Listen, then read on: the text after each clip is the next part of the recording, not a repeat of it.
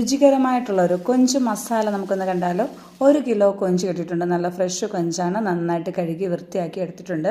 അതിലേക്ക് ഒരു 1/2 ടീസ്പൂൺ മഞ്ഞൾപ്പൊടി, 1 ടീസ്പൂൺ മുളക് പൊടി, 1 ടീസ്പൂൺ ഉപ്പ്, 1 ടേബിൾ സ്പൂൺ വിനാഗിരി അല്ലെങ്കിൽ ചെറുനാരങ്ങ നീര് ചേർത്താലും മതി. ഇനി ഇതിലേക്ക് ഒരു 1/2 ടീസ്പൂൺ കുരുമുളക് പൊടിയും കൂടെ ചേർത്തിട്ട് നന്നായിട്ടൊന്ന് പുരട്ടി വയ്ക്കുക. ഒരു അരമണിക്കൂറിന് ശേഷം നമുക്കിത് എണ്ണയിലിട്ട് ഒരു 5-6 മിനിറ്റ് തിരിച്ചു മറിച്ച് ഒരു ഷാലോ ഫ്രൈ ചെയ്തെടുക്കുക കേട്ടോ. ഡീപ്പായിട്ട് നമുക്ക് വറുത്തെടുക്കേണ്ട ആവശ്യമില്ല. ഒന്ന് ഷാലോ ഫ്രൈ ചെയ്താൽ മതി. ഒരു 5-6 മിനിറ്റ് അത്രയും മതിയാവും.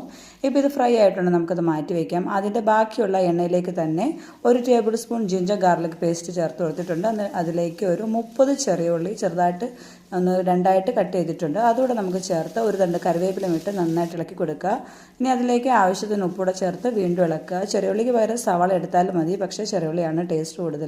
ഇനി നമുക്കിതിലേക്ക് ഒരു 2 ടേബിൾ സ്പൂൺ കാശ്മീരി മുളക് പൊടിയാണ് ചേർത്ത് കൊടുക്കുന്നത്. ഇനി ആ മുളക് പൊടിയുടെയൊക്കെ പച്ചമണം മാറുന്ന വരെ നന്നായിട്ടൊന്ന് മിക്സ് ചെയ്യുക. ഇനി നമുക്കതിലേക്ക് ഒരു വലിയ തക്കാളിപ്പഴം ചെറുതായിട്ട് കട്ട് ചെയ്തും കൂടെ ചേർത്തിട്ട് വീണ്ടും നന്നായിട്ടൊന്ന് ഇളക്കി കൊടുക്കുക. അപ്പോൾ ഈ തക്കാളിക്കൊക്കെ ഒന്ന് നന്നായിട്ടൊന്ന് വെന്തുടഞ്ഞ് വരണം. ഇനി നമ്മളിതിലേക്ക് ഒരു 1/2 കപ്പ് ചൂട് വെള്ളം കൂടാണ് ചേർത്ത് കൊടുക്കുന്നത്.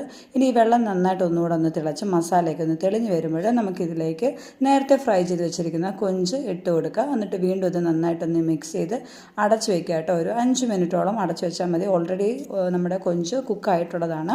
അപ്പോൾ ഇപ്പോൾ ഇത് നന്നായിട്ട് തിളച്ച് വന്നിട്ടുണ്ട്. വെള്ളമൊക്കെ ഇനി നമുക്ക് തുറന്ന് വെച്ചൊന്ന് ഡ്രൈ ആക്കി എടുക്കുക. ലാസ്റ്റിൽ നമുക്കിതിലേക്ക് ഒരു 1/2 ടീസ്പൂൺ കുരുമുളക് പൊടിയും 1/2 ടീസ്പൂൺ ഗരം മസാലയും 1 തണ്ട് കറിവേപ്പിലയും കൂടി ഇട്ടിട്ട് വീണ്ടും നന്നായിട്ടൊന്ന് മിക്സ് ചെയ്ത് ഇതിൽ ബാക്കിയുള്ള ചാറൊക്കെ നമുക്കൊന്നുകൂടെ ഒന്ന് വറ്റിച്ചെടുക്കാം. ഇതൊരു കൊഞ്ച് മസാല ആയതുകൊണ്ട് കുറച്ച് ചാറിങ്ങനെ പരണ്ടിരിക്കുന്നതാണ് ടേസ്റ്റ് കൂടുതൽ. അപ്പോൾ ചപ്പാത്തിയുടെയും ചോറിൻ്റെയും അപ്പത്തിൻ്റെയും ഒക്കെ അടിപൊളിയാണ്. എല്ലാവരും ട്രൈ ചെയ്യൂ.